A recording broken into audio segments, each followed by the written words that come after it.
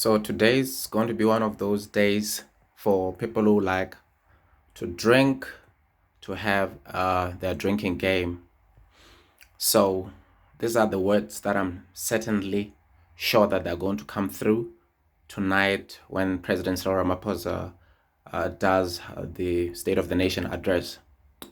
Mark these words: plethora, a plethora of. That's what he's going to say, which is number 2 on my list.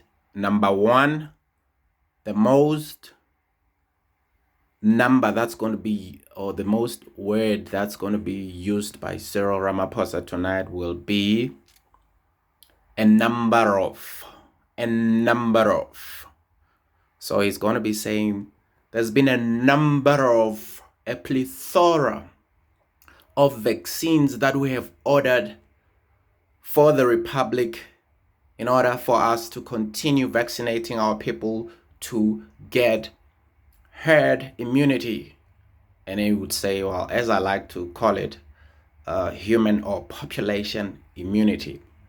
So a plethora of and a number of, it's the words that are going to be used by Cyril. So when every time he says those words, then you can drink your alcohol and your tea as well, since tea is still the big thing. Remember today, the MK, MVA, BCD, FGK, whatever, QRS, TUV, WXYZ meeting JZ, Jacob Zuma in Nkandla again, the Tea Party continuing. But when it's going to come to a substance of issues, you know that it's going to be a repetition of promises and a talk about summits, also to have new summit about the previous summits, and new conferences to talk about new conferences, and the talk about increasing all these different kind of funds. Remember, we've got the Solidarity Fund, which was created in order to fight COVID and also to assist other companies that would be going down and small businesses with the fund. And you have seen it now, there's a new fund against the gender-based violence that is going on. So a plethora and a number of, those are the words that the president's going to be talking about. Just count them. And if you're about to drink, for every time he says a number of or a plethora, you'll be drunk halfway, then you won't even know. You probably pass out and you won't even know or hear what the president's going to talk about. For those who are lucky enough, because I'm unlucky today, I've got electricity. Last time, the incompetence of the ANC government made sure that I don't have to watch the president when he was talking about the level 3 new regulations. The electricity was off for a day or two, and a couple of days after that, the incompetency again reared its ugly head with City Power. There was a time when the electricity was off.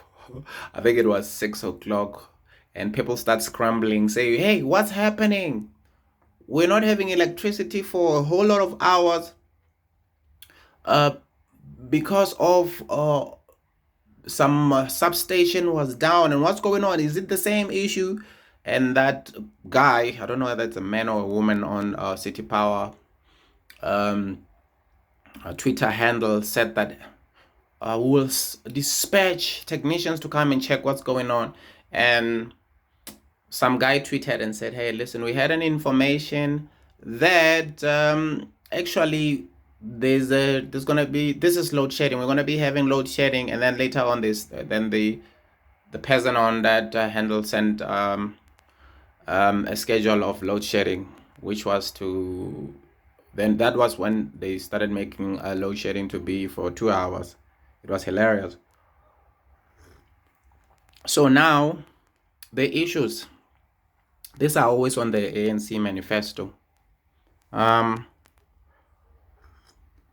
they would normally talk about: job creation, yeah, the fight against poverty and unemployment, education, and health.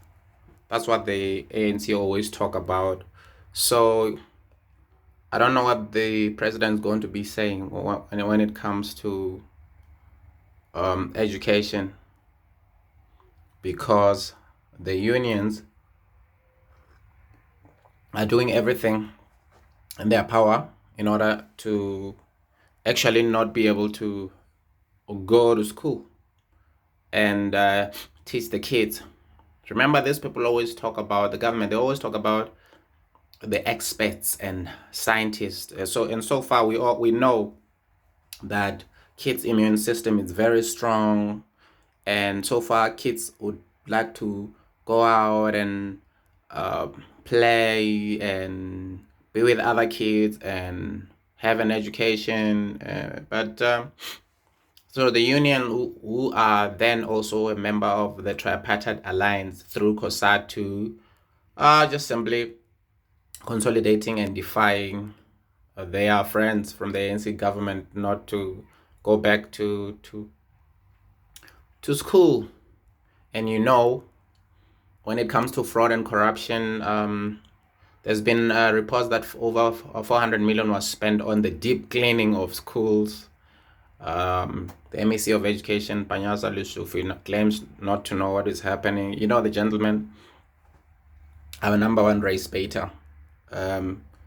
So he promised to resign if it's found out that, he had a hand in this, or family members had a hand in this, So not to even talk about just having over 400 million being spent while you are the MEC of Education would be enough for a person with integrity to resign. But with him, it's not going to be a big deal, because remember, Panyaza Lesufi, he's involved with Moroka Swallows, which is in the Premier League. So he's still got a whole lot of work or career path that he can still follow. Who knows what else he's dealing with. When it comes to job creation, I know the president's going to be talking about funds that are being set aside, just like each and every State of the Nation address. We have set aside 3 billion rands in order to help crippling small businesses, for them to stay up on their feet. And the fact of the matter is that the government doesn't have no money. You had Cyril Ramaphosa says, we don't have money. They ran out of money. Remember, they gave 350 rands funds for a couple of months, 3 months. I was back in my version of rural Nkandla in my area, and there's a whole lot of folks that I've seen who had their 350 rands. It was good times, having their nice cold beer with that 350 rands. You'd think it could be something that would be maybe a voucher for people to maybe to buy food as well, or an amount which maybe they could have amassed it for like 3 months, to say, hey, listen, in 3 months now you've got that's 750 plus just 1,000. If they had 1,000 rand voucher for folks to give them all at once, maybe it would have helped. Or maybe if they have taken that amount of money and put it in a fund for governmental departments, for when people are doing their when they finished when they're doing their training, their internship, they would have helped. The money would have helped with transport. You're also going to hear President talking about how he's going to crack the whip, fighting the PPE corruption. and then there will be investigations, as you've heard now that there's been over 30 million in the amount that the Special Investigative Unit had spent in investigating the PPE scandal. So there's money, millions spent in investigating millions. It just gets crazier by the day. And here, just when we thought that other people are going to get tenders in order to store and transport the vaccines, because of it needs a whole lot of minus numbers of degrees Celsius to be stored. So they will have to have special fridges and so forth. And so it looks like the tender is going to be issued out. Companies are going to be paid on the same vaccine, which the Minister of Health is already saying that he's going to quickly use it before it expires, which is something that the government can never be able to expedite within 2 months, especially when they said that they hold the AstraZeneca vaccine, of which they're saying it's 22% effective. And he also said that he might send it to other countries which might still be using it now. So we'll see if that's going to happen. But that's not going to be happening. So it's going to be interesting. So that's just my take. There's actually a whole lot of more promises, fake plastic, Hong Kong promises that you're going to be hearing that I can talk about now on and on and on and on until I ruin your precious data. So my name is Mamuji, and thanks for watching the Mamuji Show.